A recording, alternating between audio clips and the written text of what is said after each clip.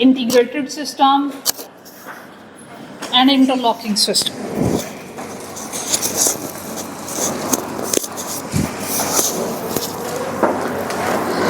चलें जनाब बिस्मिल्लाह करते हैं जी। इंटीग्रेटेड और इंटरलॉकिंग सिस्टम में क्या डिफरेंस है? एक ही बुक है, उसमें हेड ऑफिस और फैक्ट्री से रेलेवेंट सारी ट्रांजैक्शन एक ही जगह रिकॉर्ड अगर हो रही हैं तो ये सिस्टम कौन सा है? इंटीग्रेटेड। और अगर हम बुक्स को सेपरेट कर दें, ये इंटरलॉकिंग है। दो तरह का इंटरलॉकिंग, एक सिंपल और एक fully interlocking system. Simple interlocking में क्या है, बुक्स तो सेपरेट हैं लेकिन फैक्ट्री अपनी बुक्स में सिर्फ अपनी ट्रांजैक्शंस को रिकॉर्ड कर रहा है, हेड ऑफिस अपनी बुक्स में सिर्फ अपनी ट्रांजैक्शंस को रिकॉर्ड कर रहा है। लेकिन अगर सेपरेट बुक्स में फैक्ट्री ना सिर्फ अपनी बुक्स में अपनी ट्रांजैक्शन को रिकॉर्ड कर रहा है, हेड ऑफिस की ट्रांजैक्शंस को भी रिकॉर्ड कर रहा हो, और इसी तरह हेड ऑफिस अपनी बुक्स में ना सिर्फ अपनी ट्रांजैक्शंस बल्कि फैक्ट्री की ट्रांजैक्शंस को भी रिकॉर्ड कर रहा हो, तो ये कौन सा सिस्टम है?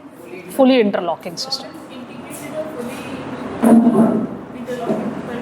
फर्क नहीं, सिर्फ ये बुक्स का फर्क हुआ। इंटीग्रेटेड सिस्टम में किताब एक ही है और फुली इंटरलॉकिंग सिस्टम में दो अलग किताबें, ये फर्क है। ठीक हो गया। चलें जनाब, अब इन सिस्टम में हमने ट्रांजैक्शंस को कैसे रिकॉर्ड करना है और कौन सी ट्रांजैक्शंस को रिकॉर्ड करना है। कल मैंने मेन हेडिंग में क्या मेंशन किया था? Why we use integrated and interlocking system to record the transactions related with the production cost flow towards CGS. ठीक है, इसके लिए हम इंटीग्रेटेड सिस्टम को यूज करते हैं। अब प्रोडक्शन कॉस्ट फ्लो में मटेरियल की ट्रांजैक्शंस भी, लेबर की ट्रांजैक्शंस भी, एफओएच की ट्रांजैक्शंस भी रिकॉर्ड होंगी। आइए बेटे,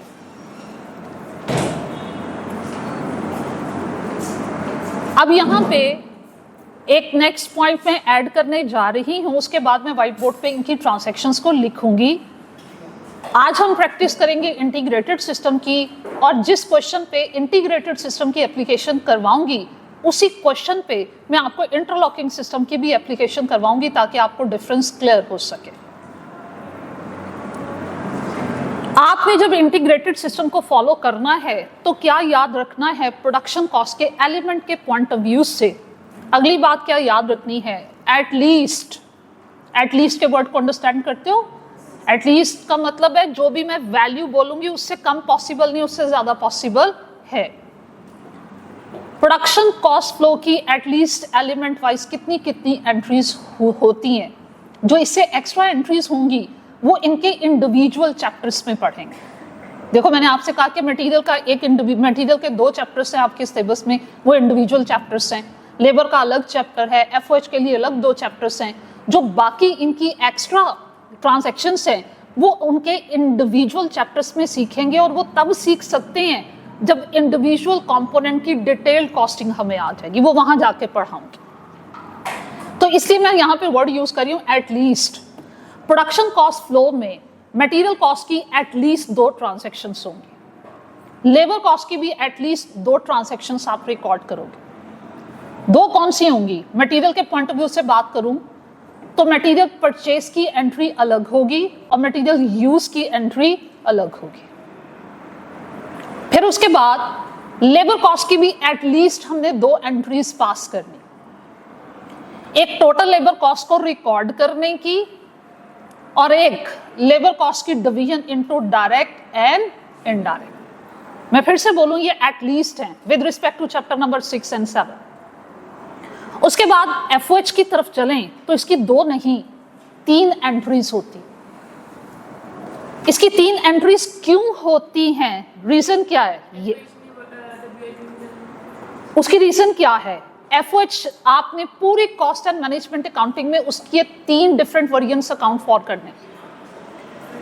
एफओएच एक्चुअल भी होती है, एफओएच की एक्चुअल फिगर भी आपके पास होगी, एब्जॉर्ब्ड एफओएच भी आप कैलकुलेट कर चुके होंगे, और उसके बाद और अगर उसके बाद याद हो तो मैंने व्हाइट बोर्ड के इस पोर्शन में मेंशन किया था कि ईयर एंड पे जब एक्चुअल कॉस्ट की इंफॉर्मेशन हमारे पास आ जाती है, हम एस्टिमेटेड कॉस्ट के साथ कंपैरिजन करके डिफरेंस फाइंड आउट करते हैं और उसको एडजस्ट करते हैं। तो वो जो डिफरेंस आता है एक्चुअल एफओएच का और एस्टिमेटेड एफओएच का, उसको भी जर्नलाइज करते हैं। और उस डिफरेंस का नाम आईटीए में आप पढ़ चुके हो मैन्युफैक्चरिंग स्टेटमेंट में, उसका नाम था अंडर ओवर एब्जॉर्प्शन। तो इसलिए एफओएच की एट लीस्ट कितनी एंट्रीज होंगी? 3 एंट्रीज होंगी एट लीस्ट। एक एब्जॉर्ब्ड एफओएच के लिए, एक एक्चुअल एफओएच के लिए और एक अंडर ओवर एब्जॉर्प्शन के लिए। क्या यहां तक बात समझ में आई? मटेरियल की एटलीस्ट कितनी? 2। 1 entry should be for the purchase of raw material, second entry for the usage of raw material. और जब मटेरियल को यूज करते हैं उस टाइम उसकी डिवीजन करते हैं कि ये डायरेक्ट मटेरियल यूज हुआ है और ये इनडायरेक्ट मटेरियल यूज हुआ है। लेबर कॉस्ट की भी एटलीस्ट 2 एंट्रीज, एक टोटल लेबर कॉस्ट को रिकॉर्ड करने की और दूसरा लेबर कॉस्ट की division into direct and indirect. FOH की at least 3 entries, for actual FOH, for absorbed FOH and for under over absorption.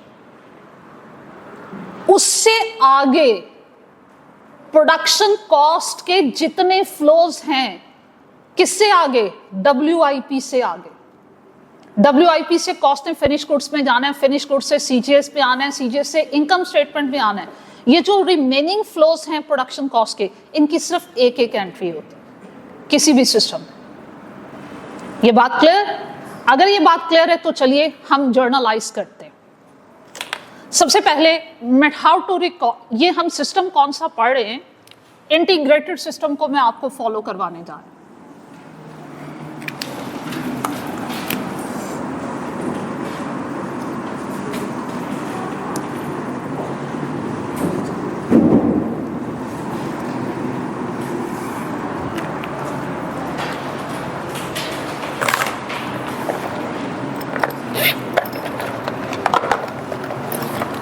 जी बेटे, इंटीग्रेटेड सिस्टम को फॉलो करते हुए एक ही बुक्स में, एक ही सिंगल सेट ऑफ बुक में हम सारी ट्रांजैक्शंस रिकॉर्ड करेंगे related with material cost,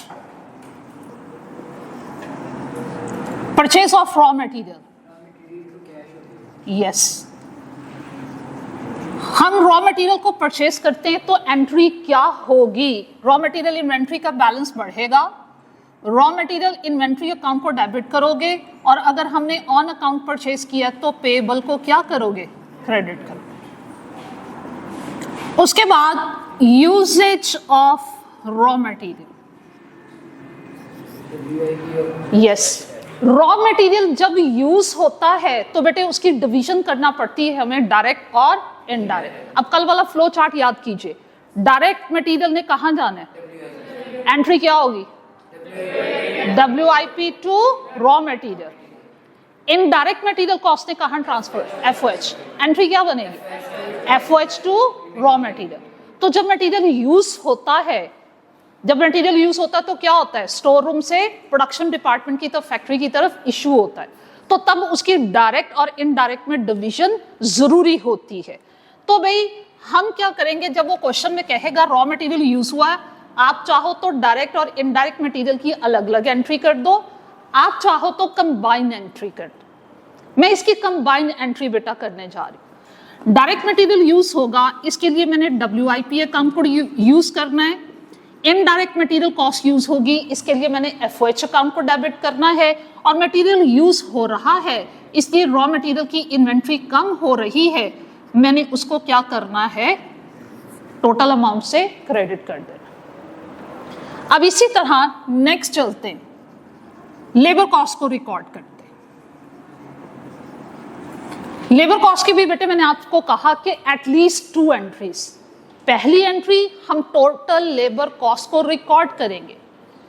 financial accounting में आप सीख कर आए हो कि कॉस्ट या एक्सपेंस कब रिकॉर्ड होता है? जब इंकर्ड होता है, आइदर पेड और नॉट, या पेबल हो, कुछ भी हो। और जब एक्सपेंस इंकर्ड होगा और उसे रिकॉर्ड करोगे, एक्सपेंस को कैसे रिकॉर्ड करते हैं? डेबिट करके। तो आपने क्या करना है? लेबर कॉस्ट को या पेरोल अकाउंट को डेबिट करना है और नॉर्मली ये पेएबल होता है, इसलिए पेएबल को क्या करना है, क्रेडिट। और एक्सपेंसेस के पेएबल्स को फाइनेंशियल अकाउंटिंग में किस नाम से पढ़ के आए हो, एक्रूड एक्सपेंसेस। तो कभी वो एक्रूड का टाइटल यूज करेगा और कभी पेएबल का टाइटल यूज करेगा। यहां तक क्लियर बेटे? आगे बढ़ते। अब टोटल लेबर कॉस्ट की डिवीजन करनी है डायरेक्ट इनडायरेक्ट में। डायरेक्ट लेबर कॉस्ट ने कहाँ जाना है, इनडायरेक्ट लेबर कॉस्ट ने कहाँ जाना है, एफओएच में। तो इसकी भी बेटे मटेरियल के डिवीजन की तरह इसकी भी डिवीजन की सेम एंट्री होगी। हम ये क्या किए, टोटल लेबर कॉस्ट को रिकॉर्ड किए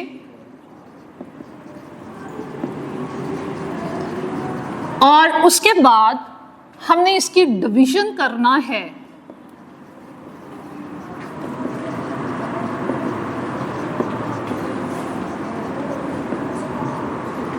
अब डिवीजन की एंट्री क्या होगी, WIP account debit for direct labour cost, FOH account debit for indirect labour cost और पे रोल अकाउंट या लेबर कॉस्ट अकाउंट वो आपने क्या करना है, क्रेडिट।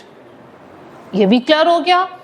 FOH के बेटे हमने एटलीस्ट कितनी एंट्रीज करनी है, 3। किस किस के लिए,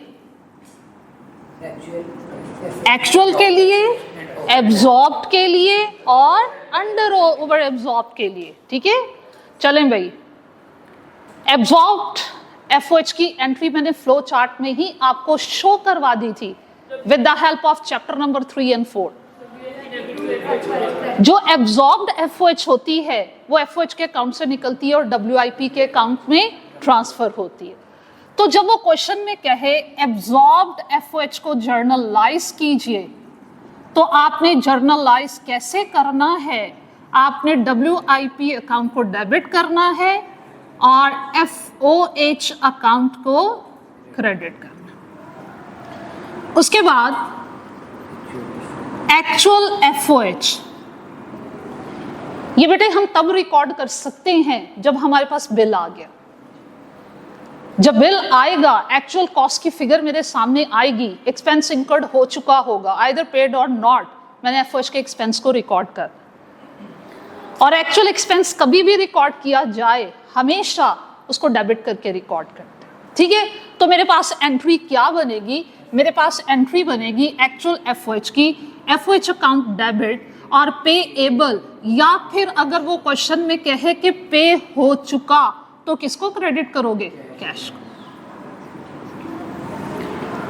उसके बाद इनका डिफरेंस, इनका जो डिफरेंस होता है पहले वो समझिएगा। इनके डिफरेंस को हम या अंडर एब्जॉर्ब बोलते हैं या फिर ओवर एब्जॉर्ब्ड। और ये बेसिकली डिफरेंस होता है absorb cost minus actual cost, जिनको आप ऑलरेडी रिकॉर्ड कर चुके होंगे। अंडर एब्जॉर्प्शन कब होती है, टेल मी।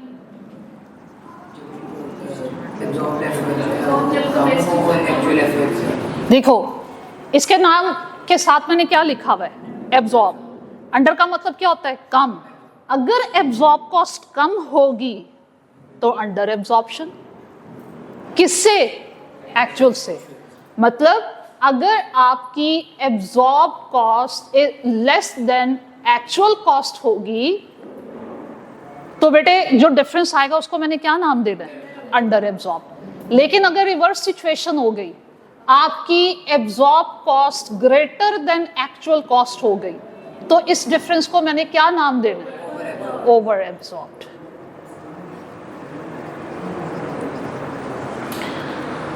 अब देखो, as I have told you yesterday कि बेटे हम इनकम स्टेटमेंट तक सीजीएस के थ्रू जो FOH लेकर जाते हैं वो कौन सी वाली होती है, एब्जॉर्ब्ड। वो एक्चुअल नहीं जाती। तो उसकी बेस पे मैंने आपसे कहा था कि बेटे इसका मतलब है मेरा सीजीएस एक्चुअल नहीं है और सीजीएस भी एस्टिमेटेड है और उसकी बेस पे मेरा प्रॉफिट भी एस्टिमेटेड है। ये बात हुई थी कल। तो बेटे इनकम स्टेटमेंट का पर्पस तो एक्चुअल प्रॉफिट फाइंड आउट करना है, चाहे आप कॉस्ट एंड मैनेजमेंट अकाउंटिंग में करें या फाइनेंशियल अकाउंटिंग में करें, रिजल्ट शुड बी सेम। लेकिन अगर आपने एस्टिमेटेड कॉस्ट ट्रांसफर की होगी तो वो एस्टिमेटेड नहीं होंगे, वो एस्टिमेटेड फिगर्स होंगे, एक्चुअल नहीं होंगे। उसको एक्चुअल पे लाने के लिए फर्दर हम काम क्या करते हैं, अंडर ओवर एब्जॉर्प्शन की भी इनकम स्टेटमेंट में एडजस्टमेंट करते हैं। क्यों करते हैं? ताकि आपकी एस्टिमेटेड कॉस्ट एक्चुअल कॉस्ट के लेवल पे आ जाए। ठीक है, अब वो एडजस्टमेंट बड़ी जरूरी है समझना। अगर आप वो एडजस्टमेंट समझ जाते हो, एक तो चैप्टर नंबर 3 का बहुत सारा पोर्शन सॉल्व हो जाता है, और दूसरा एंट्री आप खुद ब खुद बनाने के काबिल हो जाओगे, रट्टा लगाने की जरूरत नहीं होगी। हम क्या एडजस्टमेंट करते हैं अंडर ओवर एब्जॉर्प्शन की income statement? Adjustment of under over absorption in income statement.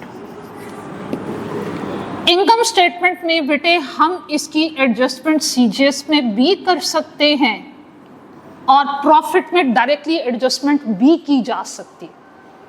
Totally आप पे डिपेंड करता है। एग्जामिनर्स बड़ी दफा आपको रेस्ट्रिक्ट नहीं करता, बाउंड नहीं करता कि अंडर ओवर एब्जॉर्प्शन को सीजीएस में ही एडजस्ट करो या अंडर ओवर एब्जॉर्प्शन को प्रॉफिट में ही एडजस्ट करो, कहीं पे भी एडजस्टमेंट हो सकती है। मैं being teacher on the basis of my 20 years experience, मैं आपको रिकमेंड करूंगी कि बेटे आपने जब भी अंडर ओवर एब्जॉर्प्शन की एडजस्टमेंट करनी है सीजीएस में करनी। इससे होगा क्या, सीजीएस भी एक्चुअल हो जाएगा और एक्चुअल सीजीएस की वजह से ऑटोमेटिकली प्रॉफिट भी एक्चुअल हो जाएगा। लेकिन अगर आपने अंडर ओवर एब्जॉर्प्शन की एडजस्टमेंट प्रॉफिट में की तो सीजीएस एस्टिमेटेड ही रहना है, प्रॉफिट ने एक्चुअल में कन्वर्ट हो जाए। तो बेहतर नहीं है हम ऐसा मेथड अडॉप्ट कर लें कि सारी फिगर्स जो हैं वो एक्चुअल लेवल पे आ जाए। ये बात एब्जॉर्ब होती चले, लेकिन क्योंकि सिलेबस में दोनों मेथड्स इंक्लूड हैं तो दोनों मेथड को डिस्कस करते हैं। बेटे अंडर एब्जॉर्प्शन की एडजस्टमेंट क्या होगी? आपने फर्ज कीजिए कॉस्ट का अंदाजा लगाया था कि 1000 का एक्सपेंस होगा, आपने ये एंट्री पास की एब्जॉर्ब एफओएच की 1000 के साथ। आपने एब्जॉर्ब कॉस्ट को एफओएच के अकाउंट से निकाला, कहां भेज दिया? डब्ल्यूआईपी। वहां से आपकी एब्जॉर्ब एफओएच डब्ल्यूआईपी अकाउंट से कहां गई? Finish goods. Absorb FOH finish goods account से आगे कहां गई? सीजीएस। तो सीजीएस में जो आपकी इनडायरेक्ट कॉस्ट पहुंची है वो कितनी है? 1000। लेकिन बाद में आपको पता चला कि एक्चुअल बिल कितना था? 1200। हम 200 की अंडर एब्जॉर्प्शन कर गए, 200 की कम कॉस्ट सीजीएस तक पहुंची है, इसलिए सीजीएस अंडर कास्ट है। उसको एक्चुअल लेवल पे लाने के लिए क्या करना चाहिए? सीजीएस में ये जो 200 की अंडर एब्जॉर्प्शन है वो ऐड करनी चाहिए। 1000 सीजीएस में पहले पहुंचा हुआ है इनडायरेक्ट कॉस्ट का, 200 और पहुंचा दोगे तो सीजीएस में आपकी एफओएच कॉस्ट की एक्चुअल फिगर 1200 पे पहुंच जाएगी। ये बात समझ में आई? ओके। तो अंडर एब्जॉर्प्शन का मतलब है कि सीजीएस में कॉस्ट कम गई है, उसको एक्चुअल लेवल पे लाने के लिए क्या करो? उसको सीजीएस में ऐड कर दो। इससे सीजीएस के बैलेंस पे क्या इफेक्ट होगा? सीजीएस बढ़ जाएगा। सीजीएस ने क्या होना है? बढ़ जाना है। कॉस्ट के बढ़ने से प्रॉफिट पे क्या इफेक्ट होगा? प्रॉफिट ने कम हो जाना। इसलिए अंडर एब्जॉर्प्शन की अगर सीजीएस में एडजस्टमेंट करनी हो तो सीजीएस में ऐड कीजिएगा, और अगर प्रॉफिट में एडजस्टमेंट करनी होगी तो प्रॉफिट में से माइनस कीजिएगा। अब ये चीज जहन में रखते हुए चलो मिलके इसकी एंट्री बनाने की कोशिश करते। अब ये देखो, हम जब मैंने ये बात कही, मेथड समझ लिए, ऑटोमेटिकली आपके माइंड में सॉल्यूशन आना चाहिए, आया होगा। हमने अंडर एब्जॉर्प्शन को सीजीएस में ऐड करना है, सीजीएस का बैलेंस बढ़ जाएगा। और सीजीएस का बिहेवियर क्योंकि डेबिट होता है, जब वो बढ़ा हुआ शो करना है तो आपने अंडर एब्जॉर्प्शन की एंट्री में सीजीएस अकाउंट को क्या करना है? डेबिट, और एफओएच अकाउंट को क्रेडिट करना। ये एंट्री पास करोगे अगर क्या होगी? Under absorption. ठीक हुआ? यहां पे आगे चलते हैं। हम एक काम करते हैं, इसके पॉइंट ऑफ व्यू से एंट्री करने की कोशिश करते हैं। बिल्कुल, शाबाश। हम इसके पॉइंट ऑफ व्यू से एंट्री करने की कोशिश करते हैं। अंडर एब्जॉर्प्शन प्रॉफिट में से माइनस होता है, वो प्रॉफिट को कम करेगा, और जब प्रॉफिट कम होगा वो डेबिट होगा या क्रेडिट होगा? डेबिट। तो एंट्री यही रहनी है, सीजीएस की जगह डेबिट किसने हो जाना है? प्रॉफिट। तो प्रॉफिट पे अंडर एब्जॉर्प्शन का इफेक्ट देना हो तो प्रॉफिट टू एफओएच, सीजीएस में इफेक्ट देना हो तो सीजीएस टू एफओएच। अब आगे बढ़ते हैं। आपके एग्जामिनर ने कहानी ही आसान कर दी, उसने कहा रौला ही खत्म करो, सीजीएस में अमाउंट भेजो या डायरेक्टली प्रॉफिट पे एडजस्टमेंट डालो। CGS and profit is the part of income statement. उसने कहा आप डिफरेंशिएट ना करो, आप सीजीएस अकाउंट अलग या प्रॉफिट को अलग ना लिखो, आप इनकी जगह पे इनकम स्टेटमेंट लिख दो, बात क्लियर हो जाती। ये दोनों इनकम स्टेटमेंट के एलिमेंट है। तो अंडर एब्जॉर्प्शन की एंट्री में वो क्या करेगा? इनकम स्टेटमेंट को डेबिट करेगा irrespective of CGS and profit. वो बल्कि इररिस्पेक्टिव नहीं कहना चाहिए, इंस्टेड ऑफ डेबिटिंग सीजीएस या प्रॉफिट वो किसको डेबिट करेगा? इनकम स्टेटमेंट करके उसने रौला ही खत्म कर दिया, क्योंकि सीजीएस को डेबिट करोगे तो क्या होगा? अंडर ओवर एब्जॉर्प्शन ने सीजीएस में जाना है, वहां से इनकम स्टेटमेंट में ही तो आना है। प्रॉफिट में एडजस्टमेंट करोगे तो अल्टीमेटली प्रॉफिट भी कहां पड़ा हुआ है? इनकम स्टेटमेंट में ही तो पड़ा हुआ है, अल्टीमेटली इनकम स्टेटमेंट में ही इफेक्ट आ रहा है। अब पूरे सिलेबस में घबराना नहीं है, अंडर एब्जॉर्प्शन की कहीं एंट्री आपको नजर आएगी सीजीएस टू एफओएच, कहीं नजर आएगी प्रॉफिट टू एफओएच, और कहीं नजर आएगी इनकम स्टेटमेंट टू एफओएच, या इनकम स्टेटमेंट का पुराना नाम लिखा होगा profit and loss account to FOH. तो पूरे सिलेबस में जहां वो कुछ कर सकता है मैक्सिमम, कंफ्यूज जो मैक्सिमम कर सकता है वो मैंने यहां पे लिख दिया। हाँ जी, क्लियर हुआ? चलो, अब अगर ये मेथड समझ में आया, अब मैंने कुछ नहीं कहना, आपने मुझे गाइड करना।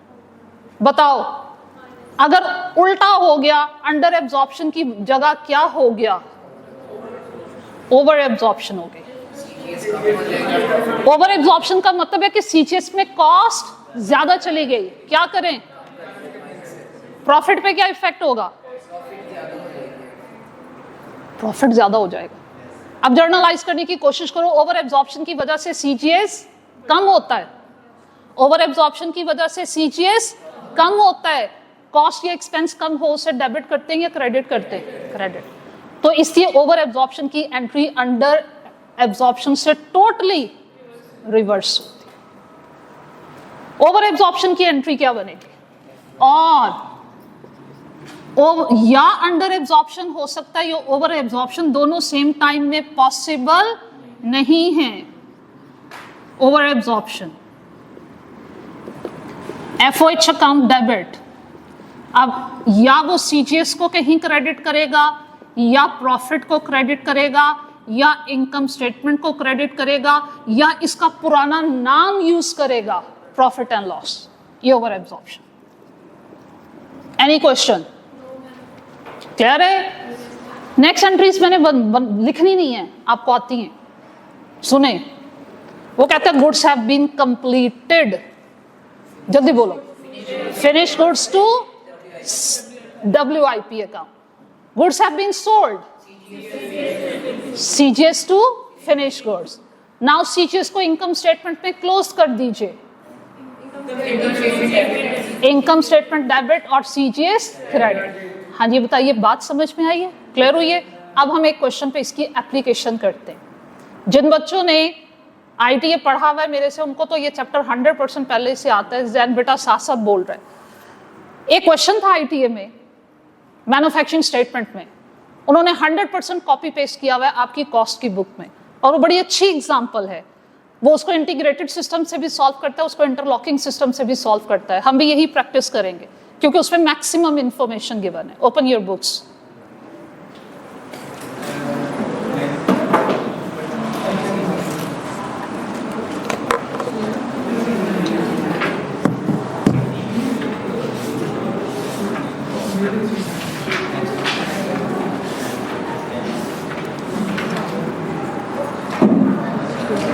लाइए मैं आपको बताती हूँ कहाँ है वो क्वेश्चन। एक्स्ट्रा बुक है, थैंक यू।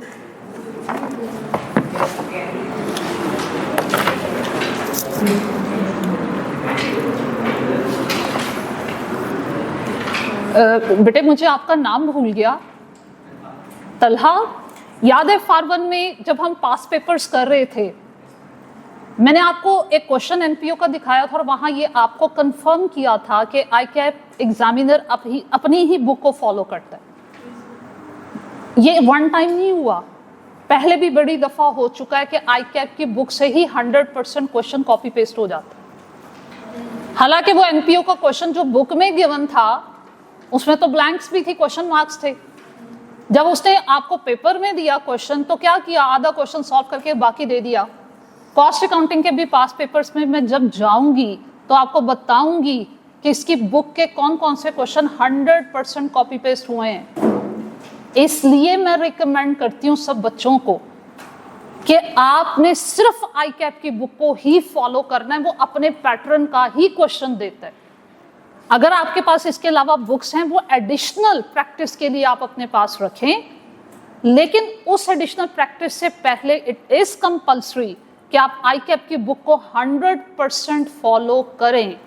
ये इंटरनल रिपोर्टिंग है, हर पब्लिशर का, हर ऑथर का क्वेश्चन को अटेम्प्ट करने का, क्वेश्चन बनाने का तरीकाकार मुख्तलिफ है। मार्क्स लेने तो आईकैप की जो खुद की बुक्स हैं उन्हीं को आपने फॉलो करना। ओके हो गया बेटे? चलिए अब जो क्वेश्चन हम सॉल्व करेंगे,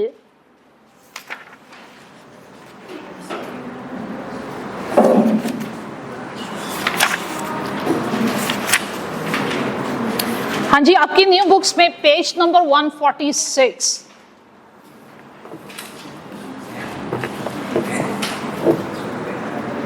पेज नंबर 146 एक देखो, उसने इलस्ट्रेशन के साथ खुद ही लिख दिया, ये कॉम्प्रिहेंसिव है, मैक्सिमम इंफॉर्मेशन। इसमें सारी इंफॉर्मेशन दी है और हमें कहा कि नेक्स्ट पेज के ऊपर रिक्वायरमेंट पढ़िए, journal entries to record the above transactions. हमें प्रोडक्शन कॉस्ट फ्लो की तमाम ट्रांजैक्शंस को रिकॉर्ड करना है और क्वेश्चन हमें गिवन है पेज नंबर 146 पे। आते हैं जनाब क्वेश्चन के डाटा और उसकी एप्लीकेशन की तरफ चलते हैं। Following is illustration applies the accounting entries to ledger accounts for a comprehensive example। अच्छा, जब आपने बेटे इस चैप्टर की प्रैक्टिस करनी है, दो काम करने। आईटीए में वो जर्नल वाला चैप्टर जो है उसमें याद करो, जो कॉम्प्रिहेंसिव एग्जांपल्स दिए हुए थे। आईकैप का एग्जामिनर आपको प्रैक्टिस में क्या सिखा रहा था कि हम ट्रांजैक्शन की जो इंफॉर्मेशन दी हुई है वहां से डाटा पहले जर्नल, फिर लेजर और फिर trial balance. But it is also possible कि जर्नल को स्किप करें, इंफॉर्मेशन डायरेक्टली लेजर्स में भी पोस्ट हो सकती है और वहां से ट्रायल बैलेंस बन सकता है। Without the help of journal entry ledger बनाना पॉसिबल है। फिर उसने एक और क्वेश्चन दिया हुआ था, उसमें उसने कहा था ट्रांजैक्शंस हमने आपको बता दी, डाटा दे दिया, ना जर्नल एंट्रीज पास करनी है ना लेजर की हेल्प लेनी है, डायरेक्टली ट्रायल बैलेंस बनाना है। याद है? अब जब आपने ये क्वेश्चन सॉल्व करना है, पहले हम जर्नल एंट्रीज पास करेंगे, वहां से लेजर बनाने की कोशिश करेंगे। उसके बाद मैं आपको इस क्वेश्चन की दोबारा से प्रैक्टिस करवाऊंगी और डायरेक्टली हमने लेजर बनाने। बस वो जो प्रोडक्शन कॉस्ट फ्लो चार्ट मैंने कल बना दिया उसको जहन में रखना है, लेजर अकाउंट में खुद ब खुद बनते चले जा। ओके हो गया? तो इसीलिए उसने लेजर्स का भी कहा हुआ है। फॉलोइंग बैलेंसेस और ये इंफॉर्मेशन एक मैन्युफैक्चरिंग स्टेटमेंट की आपको गिवन है। व्हाइट बोर्ड इरेज कर दूं बेटे? पिक ले ली भी है।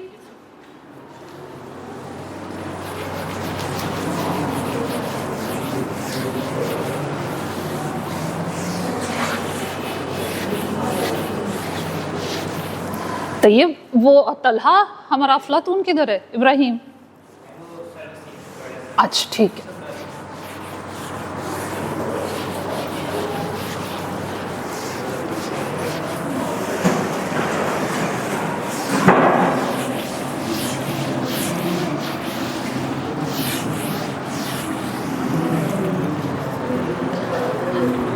अच्छा, अब ये देखो, कम टाइम में क्वेश्चन को अटेम्प्ट करने के लिए मैं क्या करूंगी? मुझे मालूम है कि एटलीस्ट ये ट्रांजैक्शंस हमने रिकॉर्ड करनी है, मैं एंट्रीज पहले पास कर दूंगी, एनालाइज किया जाता है।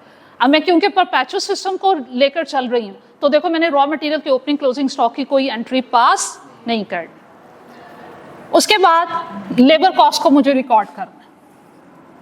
लेबर कॉस्ट अकाउंट को डेबिट और पेएबल या कैश जो भी उसने सिचुएशन बताई होगी वो हम क्रेडिट करेंगे। उसके बाद लेबर कॉस्ट की डिवीजन होनी है। WI बोले बोले शाबाश। FOH अकाउंट डेबिट और क्रेडिट किसको करना है? लेबर कॉस्ट को या पेरोल अकाउंट। उसके बाद FOH की एंट्रीज पास करवाइए। Absorbed FOH, absorbed FOH, WIP to FOH। उसके बाद आगे बढ़िए, actual FOH, FOH to payable. अब उसके बाद जब तक हम वर्किंग नहीं कर लेते, हम पहले नहीं बोल सकते कि अंडर एब्जॉर्प्शन होगी ओवर एब्जॉर्प्शन, लेकिन दोनों में से एक वक्त में एक चीज हो सकती है। एक वेरिएंस पॉसिबल है, दूसरा वेरिएंस पॉसिबल नहीं है। इसलिए मैंने क्या किया, एक जर्नल एंट्री की स्पेस छोड़। आगे बढ़ते हैं। उसके बाद क्या होगा, गुड्स कंप्लीट होंगी और कॉस्ट किधर से किधर जाएगी? Finish goods account to WIP account. फिर उसके बाद क्या होगा? CGS to finish goods. फिर उसके बाद क्या होगा? No, income statement to CGS। Sales की एंट्री पास कीजिए। No, receivable to sales. पहले रिकॉर्ड होंगी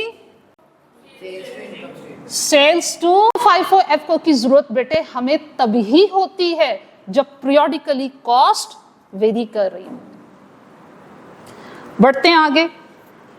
work in process, semi finish goods 0 थी। फिनिश गुड्स के ओपनिंग स्टॉक में 1000 यूनिट्स पड़े हुए थे जिनकी कॉस्ट 1 लाख है। पर यूनिट कॉस्ट निकालें, 100 बनती है। ओके, रॉ मटेरियल के ऑपोजिट कौन सी कॉस्ट होती है और फिनिश्ड गुड्स के ऑपोजिट कौन सी कॉस्ट होती है? रॉ मटेरियल के ऑपोजिट रॉ मटेरियल की परचेज प्राइस होती है। फिनिश गुड्स के ऑपोजिट क्या होता है?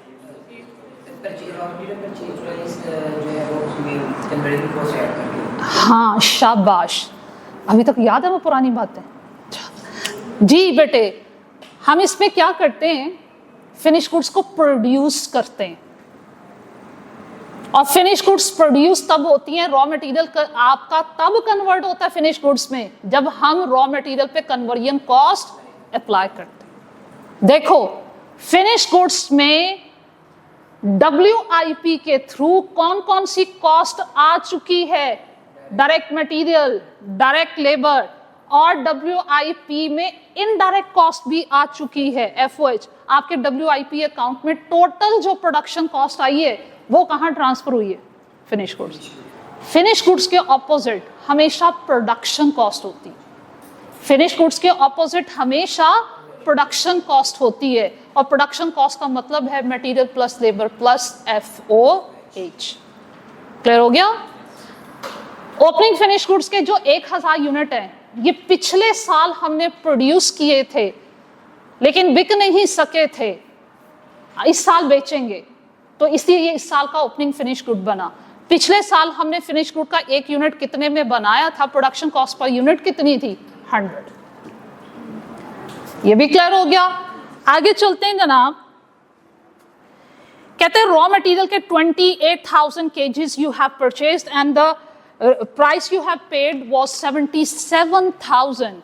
देखो इसकी एंट्री मैं पहले कर चुकी हूं रॉ मटेरियल परचेज करने की, just I have to put the amount. Okay हो गया? अब देखो बेटे आगे बढ़ते हैं।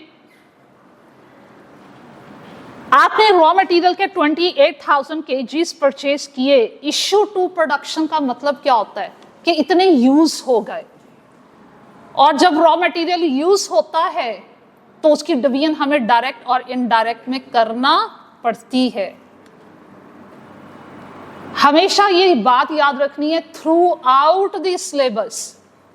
पास पेपर भी उठा के देख लीजिए, ये बात याद रखनी है जहां मटेरियल के साथ उसकी नेचर नहीं बताई कि ये डायरेक्ट है या इनडायरेक्ट, हमेशा एज्यूम करोगे डायरेक्ट, क्योंकि अगर इनडायरेक्ट मटेरियल कॉस्ट होगी तो वो स्पेसिफिकली हमें क्वेश्चन में बताई जाएगी।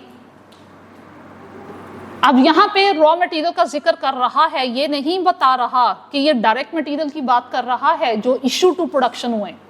इश्यू टू प्रोडक्शन का मतलब क्या, मटेरियल यूज हुआ है। बेटे जब मटेरियल यूज होता है तो हमारे पास ये मस्ट इंफॉर्मेशन होनी चाहिए कि ये डायरेक्ट है या इनडायरेक्ट, क्योंकि अगर ये इंफॉर्मेशन नहीं होगी, मैं कितनी अमाउंट WIP में ट्रांसफर करूं, कितनी FOH की, ये मेरे पास, ये मैं पॉसिबल ही नहीं है कि मैं आगे चल सकूं। तो अगर क्वेश्चन में नहीं बताया गया होगा, हमेशा क्या एज्यूम करना है, जो मटेरियल कॉस्ट गिवन है वो कौन सी है, डायरेक्ट। अच्छा अब मुझे बताओ 28,000 kgs यूज किए, परचेज किए, 30,000 कैसे यूज हो गए? पिछले साल के भी 10,000 पड़े हुए। अब जो यूज हुए ये डायरेक्ट मटेरियल यूज हुआ 30,000 kg, उसकी कीमत नहीं बताई। अच्छा एक काम करो, पिछले साल जो रॉ मटेरियल खरीदा था 1 kg 2.5 में खरीदा था, इस दफा जो आप 28,000 kg खरीद रहे हो 77,000 पे करके, पर केजी जरा रेट तो निकालो 2.75। तो देखो पिछले साल हमने रॉ मटेरियल का 1 kg 2.5 में खरीदा था, इस दफा 2.75 कहां से आया? 77,000 डिवाइडेड बाय जितने केजीज खरीदे थे 28,000। तो पीरियोडिकली परचेज प्राइस वेरी कर रही है, इसलिए उसने कहा जो केजीज यूज हुए मैंने कीमत नहीं बतानी, खुद निकालो। हमने कहा कैसे निकालें, उसने कहा FIFO की एप्लीकेशन कर। ठीक है चलें जी, FIFO की एप्लीकेशन करते हैं।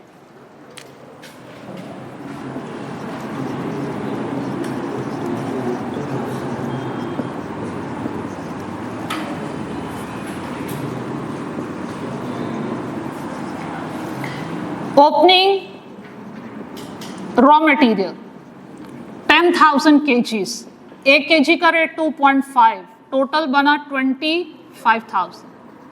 हमने परचेज किए 28,000 और रेट आपने मुझे कैलकुलेट करके दिया 2.75, टोटल कीमत जो हमने अदा की वो 77,000 थी। तो उसके बाद मेरे पास टोटल क्या आ गया, टोटल केजीज हो गए 38,000, टोटल कॉस्ट कितनी हो गई, ये इज इट 1 और 2, 102,000। अब वो आउट ऑफ 38,000 हमें कह रहा है 30,000 यूज हो गया, तो 8,000 कहाँ गया, क्लोजिंग रॉ मटेरियल इन्वेंट्री। अब FIFO मेथड की एप्लीकेशन करते हुए मुझे बताना है कि ये जो 1,02,000 की कॉस्ट एक्यूमुलेट हो चुकी है, इनमें से कितनी कॉस्ट 30,000 यूनिट के साथ यूजेज में चली गई और कितनी कॉस्ट एसेट बन गई, क्योंकि इन्वेंट्री एसेट होता है ना बेटे। FIFO की एप्लीकेशन करवाओ, फर्स्ट इन फर्स्ट आउट। हम कहेंगे 10,000 पहली लॉट में से यूज हुए जिनकी पर यूनिट कॉस्ट थी 2.5, 25,000 ये चला गया। बाकी हमने 20,000 सेकेंड लॉट में से लेने हैं जिसका रेट है 2.75, 55,000। तो टोटल 80,000 रुपीस का डायरेक्ट मटेरियल यूज हुआ है और जो बकाया कीमत के केजीज रह गए वो रॉ मटेरियल का क्लोजिंग स्टॉक बना, जिसने कहाँ जाना है, बैलेंस शीट। इससे चले जाना है, इसने कहाँ जाना है, इनकम स्टेटमेंट। और इनकम स्टेटमेंट में कौन से अकाउंट में जाना है, WIP। और ये जो 8,000 केजीज हैं वो दूसरी लॉट में से बचे हुए थे ना। दूसरी लॉट 28,000 केजीज की थी जिसमें से 20,000 यूज हो गए, 8,000 क्लोजिंग स्टॉक में है।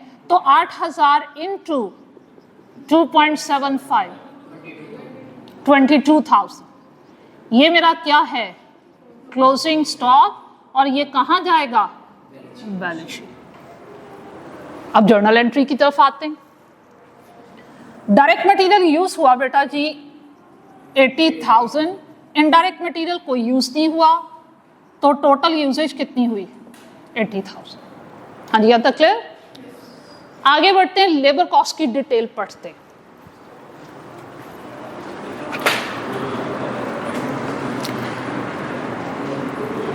लेबर कॉस्ट को टोटल पेमेंट हुई है 96,000।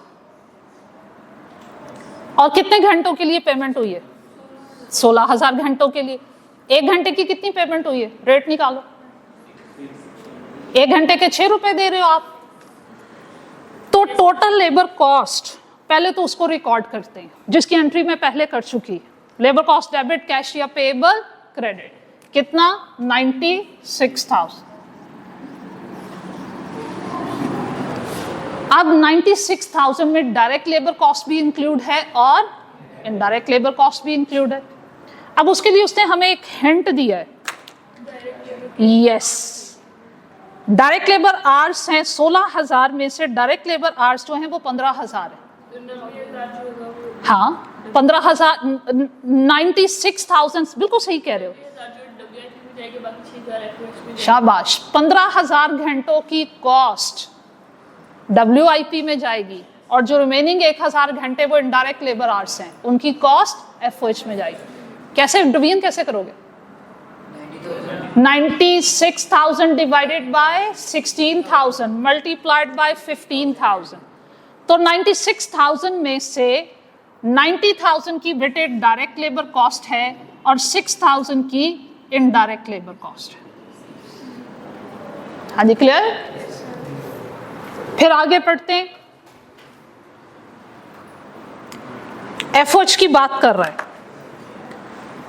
FOH मीन फैक्ट्री ओवरहेड, और फैक्ट्री ओवरहेड को बेटे प्रोडक्शन ओवरहेड भी कहते हैं। फैक्ट्री ओवरहेड का दूसरा नाम क्या है? Production overhead. प्रोडक्शन ओवरहेड के साथ तो बेटे उसने ये बताया ही नहीं है कि ये एक्चुअल है या एब्जॉर्ब्ड है, तो उसके लिए याद रखना है एब्जॉर्ब्ड कभी वो नहीं देता, वो हमें कैलकुलेट करना पड़ता है। और जो फिगर हमेशा क्वेश्चन में प्रोडक्शन ओवरहेड की गिवन होगी वो एक्चुअल वाली होगी। एब्जॉर्ब वो इतना अच्छा नहीं, एग्जामिनर कभी भी एब्जॉर्ब कैलकुलेट करके नहीं देगा, हमें करनी पड़ेगी कैलकुलेट। तो इसलिए प्रोडक्शन ओवरहेड के साथ अगर पूरे सिलेबस में कहीं कुछ नहीं लिखा तो वो कौन से वाली FOH है? एक्चुअल। और एक्चुअल FOH की एंट्री क्या है? FOH डेबिट और पेएबल या फिर कैश क्रेडिट। तो ये देखो मैंने यहां लिख देना है 2,50,000। Absorbed FOH how to calculate? ये वैसे चैप्टर नंबर 3 में ज्यादा डिटेल में गिवन है। How to calculate absorbed FOH? हाँ जी, it is equal to OAR into actual activity। OAR ITA में पढ़ के आए हो। OAR क्या था? Yes, overhead absorption rate. इसका दूसरा नाम है yes pre determent rate. Pre का मतलब क्या होता है? पहले से, डिटरमेंट डिसाइड किया हुआ रेट। मैंने आपको एक एग्जांपल दी थी, मैंने कहा आपके ऑफिस में कस्टमर बैठा हुआ है, वो मुझसे कीमत पूछ रहा है, मैं कॉस्ट का अंदाजा लगा रही हूं। उस टाइम में मुझे नहीं पता इलेक्ट्रिसिटी का, गैस का बिल कितना आएगा, मेरी वाटर की जो यूटिलाइजेशन होगी उसके चार्जेस कितने आएंगे, लेकिन मुझे ये अंदाजा है अपने प्रीवियस एक्सपीरियंस की बेस पे, और उसमें मैंने एवरेज बेसिस पे कैलकुलेट करके रखा हुआ है कि 1 यूनिट का या 1 घंटे का कितना खर्चा पिछले टाइम पीरियड में आता रहा है। वो जो बेटे आपने पहले से रेट का अंदाजा लगाया हुआ है, वो पर यूनिट भी हो सकता है, पर आर भी हो सकता है, उसे कहते हैं OAR, overhead absorption rate. In this chapter वो कैलकुलेट करके देगा। चैप्टर नंबर 3 में OAR कैसे कैलकुलेट करना है उसका भी तरीकाकार समझाया गया है कि भाई अगर OAR गिवन ना हो देन हाउ टू कैलकुलेट, ये वहां जाके सीखेंगे। इस चैप्टर में OAR वो आपको कैलकुलेट करके देता है, और वो देखो आपको दिया हुआ है, कितना दिया हुआ है? स्टैंडर्ड ओवरहेड का रेट है कितना? ₹20। ये पर यूनिट है या पर आर है? पर आर है, पर आर है, पर आर है ना। अगर सुनो मेरी बात गौर से, आपको 1 यूनिट की कॉस्ट गिवन हो और आपसे कहें टोटल कॉस्ट निकालो, कैसे निकालोगे? नंबर ऑफ यूनिट से मल्टीप्लाई। अगर 1 यूनिट की नहीं 1 घंटे की कॉस्ट दी और उसने आपसे कहा टोटल कॉस्ट निकालो, तो जितने टोटल आवर्स होंगे, जितने टोटल घंटे होंगे, उनसे मल्टीप्लाई। तो टोटल कॉस्ट फाइंड आउट करने के लिए कौन सी एक्टिविटी से मल्टीप्लाई करना है, ये डिपेंड करता है कि आपको OAR कैसे गिवन। OAR पर आर है तो आर से मल्टीप्लाई कीजिएगा, OAR पर यूनिट है तो यूनिट से मल्टीप्लाई। अच्छा जी, एक और बात, बड़ी सारी बातें इस चैप्टर में साथ साथ गाइड करूंगी, वो समझने के लिए चलो एक छोटी सी मिसाल दो। पावर एक्सपेंस को समझते हो? जो प्रोडक्शन डिपार्टमेंट में, फैक्ट्री में बिजली का बिल आता है मशीन को यूज करने के एंगेज में, उसे इलेक्ट्रिसिटी एक्सपेंस कहने की बजाय सम टाइम उसे पावर कॉस्ट का नाम दे दिया जाता है। अब मशीन जब यूज हो रही है और ऑर्डर पे काम हो रहा है, तब इलेक्ट्रिसिटी की कंजम्पशन हो रही है, और जब इलेक्ट्रिसिटी की कंजम्पशन होगी तो इलेक्ट्रिसिटी का बिल आएगा। लेकिन जब आप ऑर्डर पे काम नहीं कर रहे, मशीन साइलेंट पड़ी हुई है, कोई काम नहीं हो रहा, क्या इलेक्ट्रिसिटी यूज हो रही? नहीं हो रही। तो एक चीज याद रखना है कि जब फैक्ट्री में काम नहीं हो रहा होता, आइडल आवर्स होते हैं। आइडल आवर्स किसे कहते हैं? वर्कर फारिग बैठे हुए, वेले, कोई काम नहीं हो रहा। आइडल आवर्स के एंगेज में वर्कर को तो पेमेंट करना पड़ती है, लेकिन याद रखना है कि जिन घंटों में काम नहीं हो रहा होता, आइडल आवर्स होते हैं, उनके एंगेज में कोई भी इनडायरेक्ट कॉस्ट इंकर्ड नहीं हो सकती। आइडल आवर्स के एंगेज में किसी भी किस्म की इनडायरेक्ट कॉस्ट इंकर्ड नहीं हो सकती। ये क्यों बता रही हूं? रेट दिया हुआ पर आवर, मुझे घंटों से मल्टीप्लाई करना है, तो घंटे कौन से लूं? 16,000 टोटल घंटे लूं या 15,000 जिनमें काम हुआ है डायरेक्ट लेबर आवर्स, वो लूं? 15,000, क्योंकि वो जो रिमेनिंग 1,000 आवर्स हैं वो इनडायरेक्ट लेबर आवर्स हैं, वो आइडल आवर्स हैं। उनमें अगर काम नहीं हुआ तो उनमें इनडायरेक्ट एक्सपेंस भी इंकर्ड नहीं हुआ। इसकी एप्लीकेशन पूरे सिलेबस में याद रखनी है, हर चैप्टर में ये बातें याद रखनी। तो अब जब मैंने एब्जॉर्ब्ड एफओएच कैलकुलेट करनी है, उसने मुझे रेट कितना दिया हुआ है? 20 के 25 था, चेक करो 20। मुझे एक्चुअल आवर्स वर्क से मल्टीप्लाई करना है, जितने घंटे काम हुआ है। कितने घंटे काम हुआ? तो कितनी हुई? 3 लाख। ये देखो मेरे पास एब्जॉर्ब्ड एफओएच की 3 लाख की अमाउंट आ गई, और एब्जॉर्ब एफओएच की ये एंट्री है।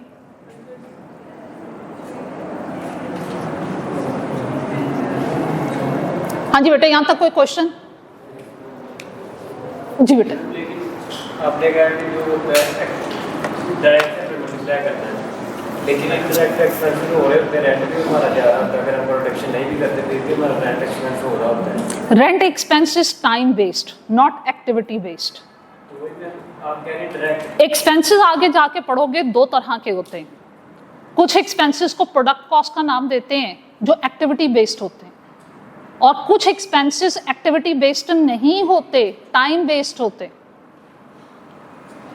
यहां पे मैंने एक्टिविटी का वर्ड यूज किया था, यहां हम उस एफओएच की बात करें जो एक्टिविटी बेस्ड है, जो टाइम बेस्ड नहीं है। टाइम बेस्ड एक्सपेंसेस का क्या करें, ये हम चैप्टर नंबर 3 में सीखें। ठीक है, इसके अलावा बेटे और कोई बात नहीं? मुश्किल लग रहा है या बहुत आसान लग रहा है? इसलिए क्वेश्चन रेज नहीं हो रहा, मैं भी यही सपोज कर लूं? चलो ठीक है। हाँ जी बेटे, आगे चलते हैं। ये मैंने एरिया क्यों स्पेयर किया था? अंडर ओवर एब्जॉर्प्शन के लिए मुझे किसका कंपैरिजन किसके साथ करना है? एब्जॉर्ब्ड एफओएच कितनी है? एक्चुअल कितनी है? एक्चुअल 2,50,000, सिर्फ 2,50,000 नहीं है। एफओएच में क्या कुछ शामिल होता है? Indirect material, indirect labour, indirect expenses. ये जो अलग से प्रोडक्शन ओवरहेड देता है ना, ये एफओएच का तीसरे एलिमेंट की फिगर है, इनडायरेक्ट एक्सपेंस। आपने इसमें इनडायरेक्ट मटेरियल भी ऐड करना है, इनडायरेक्ट लेबर भी ऐड करना है। इनडायरेक्ट एक्सपेंस इन एक्चुअल 2,50,000 सारी एंट्रीज कर चुकी। देखो कहीं इनडायरेक्ट मटेरियल इनडायरेक्ट लेबर नजर आ रहा है? आ रहा है, मुझे तो आ रहा है। इनडायरेक्ट मटेरियल तो नहीं है लेकिन इनडायरेक्ट लेबर है 6,000। तो मेरी total actual indirect cost is 2,56,000। अगर इस तरह बात समझ में ना आए तो मैं स्टूडेंट को रिकमेंड किया करती हूँ कि कुछ कंपल्सरी टी अकाउंट्स हैं वो साथ साथ बनाते जाइएगा। यहां पे मेरी एडवाइस याद रखनी है, एफओएच की अंडर ओवर एब्जॉर्प्शन की एंट्री तब तक मत कीजिएगा जब तक एफओएच अकाउंट बना के प्रीवियस सारी एंट्रीज आप पोस्ट नहीं कर लेते, क्योंकि जहां डाटा ज्यादा होगा वहां अंडर ओवर एब्जॉर्प्शन की आप लोगों से गलती होगी। ठीक है, अब ये देखो मैं एफओएच अकाउंट बनाने जा रही हूं, चलें भी पोस्टिंग करवाएं, उठो एफओएच अकाउंट में पोस्टिंग करवाएं। 6,000 से एफओएच डेबिट, अकाउंट टाइटल क्या है? Labour cost. और इसके अलावा कहीं और एफओएच डेबिट नजर आ रहे? पेबल के ऑपोजिट एक्चुअल 2.5 लाख। ये सबको समझ आ रहा है? मैं वैल्यूज जर्नल एंट्री से ले रही हूं। यहां एफओएच 0 है, यहां एफओएच डेबिट कितने से? 6,000। एफओएच अगर यहां 6,000 से डेबिट है, उसका अकाउंट भी मैंने 6,000 से डेबिट कर दिया। सीक्वेंस में आगे चले, यहां एफओएच क्रेडिट है कितने से? 3 लाख से, और मैंने यहां क्या लिख दिया? WIP account. यहां एफओएच डेबिट है 2.5 लाख से, तो मैंने 2.5 लाख से डेबिट कर दिया। एफओएच में अब तक यही फिगर्स आई हैं। जब सारी एंट्रीज पोस्ट कर लो तो एंड में आपने अंडर ओवर एब्जॉर्प्शन कैलकुलेट करना है। अब यहां पे कितने का डिफरेंस आ रहा है? 44,000। डिफरेंस हमेशा कौन सी साइड पे मेंशन करते हैं? Short side. और हमारी इस टाइम शॉर्ट साइड कौन सी है? Debit side. मैंने 44,000 लिख दिया। अकाउंट टाइटल क्या लिखूं? जहां अंडर ओवर एब्जॉर्प्शन जाता है, कहां जाता है? CGS में, या फिर प्रॉफिट में, या फिर वो अकाउंट टाइटल क्या यूज करेगा? Income statement. ठीक है, तो इनमें से कुछ भी लिख दें। चलें जी, मैं CGS लिख देती हूँ। ठीक है, अब इसकी एंट्री पास करते हैं। ये हमें कंफर्म हो गया कि एक्चुअल कॉस्ट कम है। एक्चुअल कॉस्ट 2,56,000 है। हाँ जी, 2,56,000 है, लेकिन एब्जॉर्ब्ड ज्यादा है, 3 लाख है। तो ये आपकी एब्जॉर्ब कॉस्ट ज्यादा है, एक्चुअल कम है, इसलिए 44,000 का डिफरेंस क्या है? Over absorption. चलो, ओवर एब्जॉर्प्शन की एंट्री क्या सिखाई? हाँ जी, ओवर एब्जॉर्प्शन ने CGS में से माइनस होना है, वो CGS को कम करेगा। इसलिए अब मैंने यहां पे लिखना है टू CGS अकाउंट क्रेडिट और FOH अकाउंट डेबिट। तो देखो ऑटोमेटिकली यही एंट्री नहीं बन रही, इसकी पोस्टिंग करो, बन रही है। और इन तीनों एंट्रीज को पास कर लेने के बाद आपके FOH अकाउंट की both sides should be equal, अगर आपने कैलकुलेशन और पोस्टिंग और जर्नलाइजेशन ठीक की हुई है। तो देखो क्या दोनों साइड इक्वल है? यस, तो इक्वल है, इसका मतलब अभी तक हम कोई मिस्टेक नहीं किए। नेक्स्ट क्या करना है? यूनिट्स कंप्लीट हुए, उनकी कॉस्ट को WIP अकाउंट से निकालना और फिनिश गुड्स के अकाउंट में ट्रांसफर करना है। ऑनवर्ड ट्रांजैक्शंस की जर्नल एंट्री तो पास कर लोगे, अमाउंट आपके पास तब तक नहीं आएगी जब तक उनके अकाउंट नहीं बनाओगे। WIP अकाउंट, WIP इन्वेंट्री है, एसेट है, इसलिए अगर इसका ओपनिंग बैलेंस होगा तो कौन सी साइड पे? क्लोजिंग बैलेंस होगा तो कौन सी साइड पे? Credit side. क्वेश्चन पढ़ो, उसने कहा ओपनिंग बैलेंस भी नहीं है, क्लोजिंग बैलेंस भी नहीं। ओपनिंग बैलेंस भी नहीं है WIP का, क्लोजिंग बैलेंस भी नहीं है WIP का। अगर होता तो रिस्पेक्टिव साइड पे मेंशन कर देते। हाँ जी बेटा जी, इज इट क्लियर? आगे बढ़े, चलो। जितनी जी बेटे,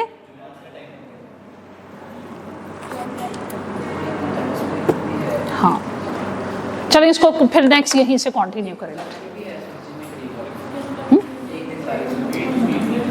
अब मेरी बात सुने, वाकई सारी मसाजिद में थोड़ा सा टाइम दे दो। Let me complete this question ना, आप वहां पढ़ लीजिएगा, मुझे गुनाहगार ना कीजिएगा, वहां पढ़ लीजिएगा, बस 2 मिनट्स चाहिए, मैं इसको वाइंड अप करती हूँ, ठीक है? अक्सर पॉज मत करें। ओपनिंग WIP का जब ओपनिंग और क्लोजिंग बैलेंस 0 हो तो आपने क्या बात याद रखनी है? आपने ये बात याद रखनी है कोई इनकम्प्लीट यूनिट नहीं है। इसका मतलब है हमने जितने यूनिट पे काम करना शुरू किया था सारे ही कंप्लीट हो गए। हमने जितने यूनिट पे काम करना शुरू किया था सारे के सारे कंप्लीट हो गए में, इसलिए सारी की सारी कॉस्ट फिनिश गुड्स अकाउंट में डाल दीजिएगा। जितनी कॉस्ट WIP अकाउंट में आएगी वो सारी की सारी फिनिश गुड्स अकाउंट में चली जाएगी।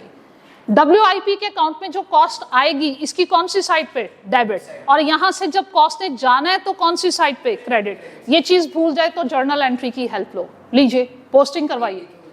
80,000 डेबिट साइड पे किस नाम से? Raw material. इसके अलावा 90,000 इज व्हाट?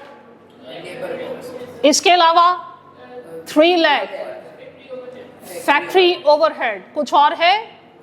नो। तो इसको कहां ट्रांसफर कर दो? Finish goods. कितनी? 4,70,000। तो भाई क्योंकि ओपनिंग क्लोजिंग नहीं है इसलिए जितने यूनिट्स पे काम करना शुरू किया था मैंने तमाम यूनिट्स की सारी प्रोडक्शन कॉस्ट फिनिश गुड्स में ट्रांसफर कर दी।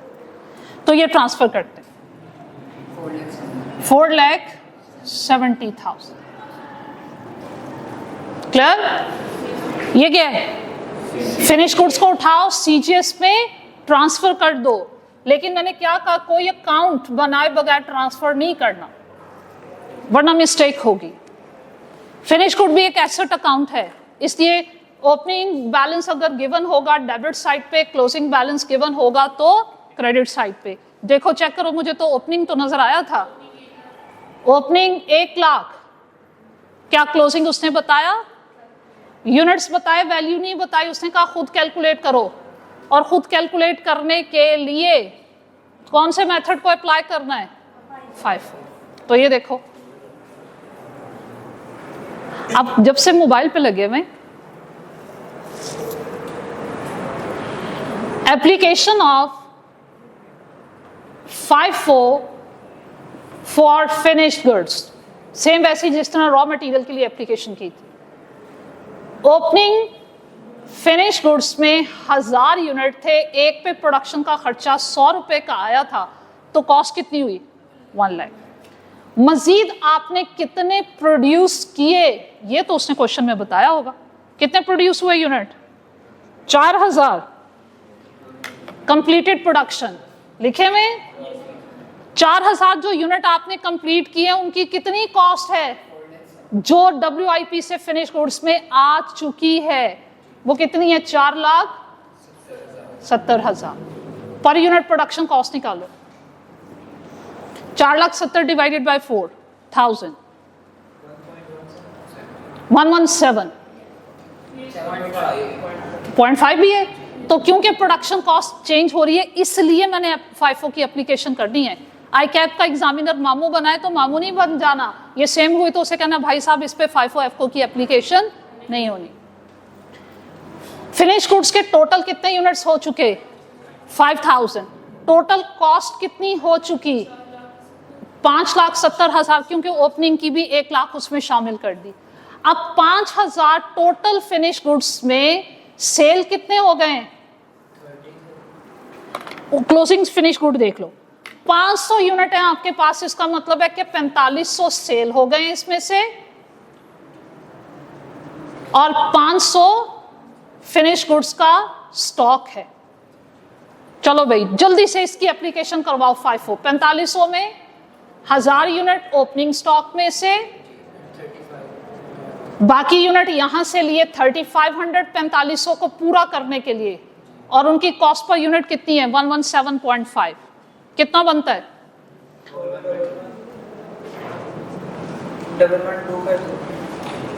4,11,250। टोटल कॉस्ट कितनी हो गई? 5,11,250। और ये 500 के यूनिट आखिरी लॉट में से हैं और आखिरी लॉट की कॉस्ट कितनी है 117.5 58750। अब ये देखो मैंने फिगर्स पोस्ट करनी है। ये जो यूनिट आपने सेल कर दिए उनकी कॉस्ट है, ये कॉस्ट कहां जानी है सीजीएस में। ये देखो ये हम उसकी एंट्री पहले पास कर चुके। सीजीएस में कॉस्ट जानी है, दोबारा से देखिएगा नजर नहीं आ रहा, 5,11,250। चलो ये आखिरी काम है। सीजीएस में सीजीएस को इनकम स्टेटमेंट में ट्रांसफर करो। क्या मैं ये ट्रांसफर कर दूं? हाँ जी, सीजीएस में इस एंट्री से पहले अंडर ओवर एब्जॉर्प्शन आ चुका है। सीजीएस 44,000 से क्रेडिट और 5,11,250 से debit, net figure income statement में जाएगी। और वो नेट फिगर क्या बनती है, माइनस कर दो या टी अकाउंट या वैसे कर दो। 5,11,250 से सीजीएस डेबिट हो रहा है और ओवर एब्जॉर्प्शन की वजह से सीजीएस 44,000 से क्रेडिट हो रहा है 460,250। ये बेटे आपकी इनकम स्टेटमेंट में जाएगी और सेल्स रेवेन्यू की सीधी सीधी फिगर उसने बताई हुई है। ये चीजें जिनकी कॉस्ट 5,11,250 थी, कितने में बेची जल्दी से देखो। Sales revenue 5,40,000। अब अगर जल्दी से मैं आपसे कहूं प्रॉफिट निकालो तो कैसे निकालोगे? सिंपल, सेल्स में से सीजीएस को माइनस कर दो, ग्रॉस प्रॉफिट कितना